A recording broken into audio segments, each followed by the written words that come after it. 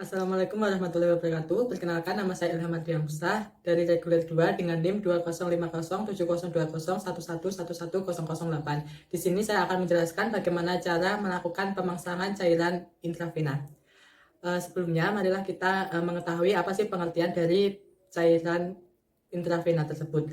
Jadi, pemasangan cairan intravena yaitu pemberian cairan ke dalam tubuh melalui pembuluh intravena yang bertujuan untuk menggantikan kehilangan cairan ataupun zat-zat yang dibutuhkan oleh tubuh. Yang kedua yaitu tujuan dari pemangsangan cairan intravena. Di sini tujuannya dibagi menjadi dua. Yang pertama untuk terapi maintenance dan kedua untuk terapi replacement. Yang pertama untuk terapi maintenance atau pasien binaan, yaitu guna memenuhi kebutuhan nutrisi dan cairan yang diperlukan dalam sehari. Yang kedua, dipakai pada pasien dengan intake oral yang buruk. Dan yang ketiga, pada pasien bukan operasi maupun pasien post-operasi. Sedangkan pada terapi replacement biasanya digunakan pada pasien yang mengalami kondisi ketidakseimbangan cairan. Seperti contohnya pada pasien yang muntah, diare, luka bakar, mulut kering. Selanjutnya yaitu pemilihan lokasi vena. Seperti yang kita ketahui bahwa di tubuh kita, terutama di tangan kita, terdapat beberapa macam vena yang ada. Tentunya dalam kita banyak-banyak vena itu, kita harus memilih salah satu yang akan kita gunakan dalam pemangsangan intravena.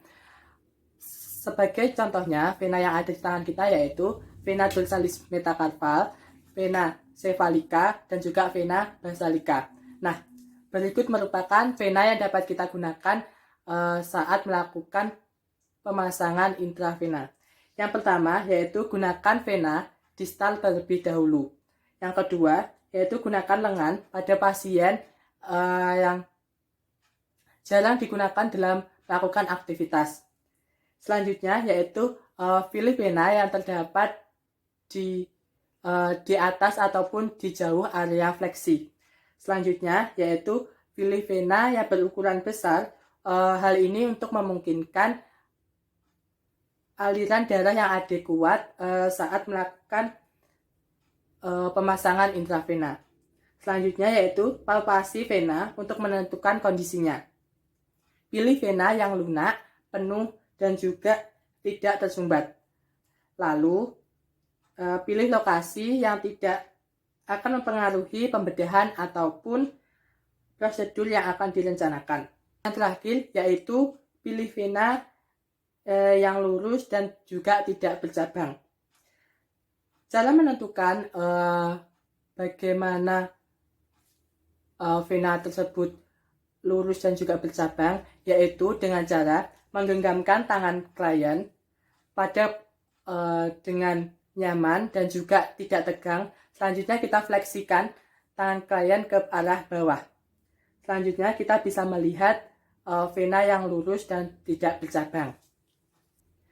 Nama vena yang biasanya kita gunakan dalam melakukan insersi ataupun pemasangan infus yaitu pada bagian punggung telapak tangan dengan nama vena dorsalis metacarpal. Di samping ada vena-vena yang dapat kita gunakan, juga ada vena-vena yang tidak dianjurkan dalam melakukan pemasangan intravena ini. Seperti diantaranya vena yang telah digunakan sebelumnya. Selanjutnya vena yang berada pada area-area fleksi atau yang dinamakan persendian. Lalu vena yang bercabang-cabang dan juga apa saja sih alat dan bahan yang diperlukan untuk pemasangan cairan intravenous? Sebenarnya alat dan bahan yang digunakan pada pemasangan cairan intravena ini sama saja saat dilakukan persiapan cairan intravena maupun pada saat melakukan pemasangan cairan intravena. Namun yang membedakan yaitu pada sarung tangan yang diperlukan.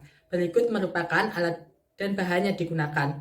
Yang pertama alas perlak, yang kedua tourniquet, yang ketiga standar infus, yang keempat cairan IV yang diperlukan, yang kelima vena kateter, yang keenam infuset, yang ketujuh swab antiseptik, yang kedelapan sarung tangan bersih, yang ke-9 sarung tangan steril, yang ke-10 bag instrumental, yang ke-11 bengkok, yang ke-12 gunting, yang ke-13 plaster alergik, yang ke-14 kasa steril, dan yang terakhir yaitu balutan transparan. Selanjutnya yaitu teknik-teknik yang digunakan dalam pemberian cairan infus intravena. Dalam pemberian cairan infus memiliki dua teknik. Yang pertama yaitu teknik bersih dan yang kedua yaitu teknik steril. Teknik bersih dilakukan pada saat menyiapkan cairan intravena yang akan digunakan. Pada saat ini kita menggunakan sarung tangan bersih. Sedangkan untuk proses pemasangan kateter vena verifer kita menggunakan teknik steril. Jadi di sini kita menggunakan sarung tangan steril. Dan kita harus menjaga kesterilan selama proses berlangsung. Selanjutnya yaitu pada tahap persiapan klien. Pada tahap ini usahakan kita menjaga segala kerahasiaan dan juga kenyamanan dari klien. Selamat pagi Bapak. Perkenalkan, nama saya Nurs Ilham Madiamsa. Bapak bisa panggil saya Nurs Ilham. Di sini saya sebagai perawat yang akan melakukan pemasangan infus kepada Bapak. Namun sebelumnya, apakah saya dapat melihat gelang yang ada di tangan Bapak? Oh iya. Bapak bisa menyebutkan nama dan juga tanggal lahir Bapak. Nama saya Muhammad Iqbal Ramadhani, tanggal 30 November 2001. Baik, sudah sesuai ya Bapak. Jadi di sini saya perawat yang bertugas untuk melakukan pemasangan infus pada Bapak. Nah, nantinya di dalam pemasangan infus nanti akan ditusukkan jarum ke dada pembuluh vena Bapak.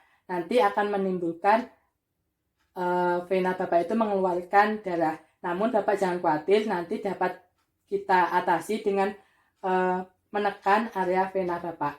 Lalu di dalam pemberian infus ini terdapat selang yang dinamakan kateter. Nah, selang ini akan dimasukkan ke dalam pembuluh vena Bapak, bertujuan untuk jalan masuknya cairan infus kepada Bapak. Lalu dalam pemasangan infus ini nanti akan menimbulkan agak rasa sakit. Nah, diusahakan Bapak dapat menahan rasa sakit itu ya. Apakah Bapak sudah paham? Iya, paham. Baik, jika Bapak sudah paham, apakah Bapak bersedia saya pasang? Oh iya, baik, terima kasih Pak. Dua yaitu menyiapkan cairan intravena. Berikut merupakan langkah-langkahnya. Yang pertama, cuci tangan menggunakan air yang mengalir ataupun hand scrub. Yang kedua, memakai sarung tangan bersih. Yang ketiga, melakukan pengecekan cairan infus yang dibutuhkan oleh pasien kita. Lalu, kita mendekatkan cairan infus itu kepada pasien. Selanjutnya, kita memilih infus set yang tepat dan sesuai dengan kebutuhan pasien. Karena apa? Infus set itu dibagi menjadi 3, yaitu infus set mikro, makro, dan transfusi. Selanjutnya, yaitu kita harus merenggangkan selang infus set agar gelembung yang ada di dalam infus tersebut keluar. Selanjutnya, kita meregangkan roller clamp dan taruh di tempat yang dekat dengan kita, sehingga nanti dalam kita menghitung tetesan infus yang diperlukan itu kita mudah. Lalu kita membuka di bagian insertion spike dan usap menggunakan swab alkohol. Yang selanjutnya kita melakukan penusukan pada insertion spike ke bagian in. Selanjutnya kita harus menaruh botol infus yang telah terpasang dengan set infus di tiang infus, lalu kita dekatkan ke arah pasien. Selanjutnya kita melakukan penekanan pada drip chamber. Di sini berfungsi untuk mengisi bagian tabung tersebut. Namun dalam pengisiannya diusahakan jangan melebihi separuh tabung drip chamber. Selanjutnya, kita melonggarkan roller clamp secara perlahan sampai seluruh selang terisi oleh cairan infus. Dan di tahap ini kita juga memastikan agar gelembung yang ada itu menghilang supaya nanti saat masuk ke dalam pembuluh vena pasien terasa nyaman. Cairan yang keluar saat melakukan proses ini dapat kita tampung di bengkok. Selanjutnya, setelah cairan infus keluar, maka kita kembali kencangkan roller clamp. Dan yang terakhir yaitu cairan infus siap untuk digunakan. Yang ketiga yaitu memasang kateter vena perifer. Berikut merupakan langkah-langkahnya. Saat masih menggunakan sarung tangan bersih, kita bisa melakukan beberapa kegiatan seperti mendekatkan alat ke klien. Alat tersebut berupa kasa steril, alkohol swab yang sudah dimasukkan ke dalam bak instrumental. Selanjutnya, kita memasangkan alas perlak di bawah lengan pasien yang akan kita insersikan. Selanjutnya, kita memasang tourniquet pada lengan pasien. Dipasangnya nanti 10 cm di atas area mana kita melakukan insersi. Selanjutnya, kita dapat menentukan area yang akan kita lakukan insersi. Lalu, usahakan kita memilih vena yang besar dan juga lurus dari distal menuju ke proksimal. Usahakan seluruh persiapan kita sudah selesai.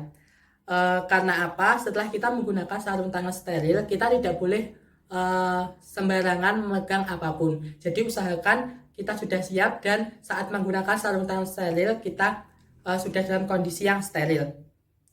Langkah selanjutnya yaitu melepaskan sarung tangan bersih dan gunakan sarung tangan steril. Selanjutnya yaitu mengoleskan lokasi yang akan kita lakukan insersi dengan menggunakan kapas alkohol. Dalam melakukan pengolesan nanti dilakukan secara sirkuler dari dalam keluar. Selanjutnya fiksasi atau kencangkan area insersi dengan tangan non dominan. Selanjutnya kita mengukur Vevlon atau abu cap agar nantinya itu selang kateter kita itu tidak pada area fleksi.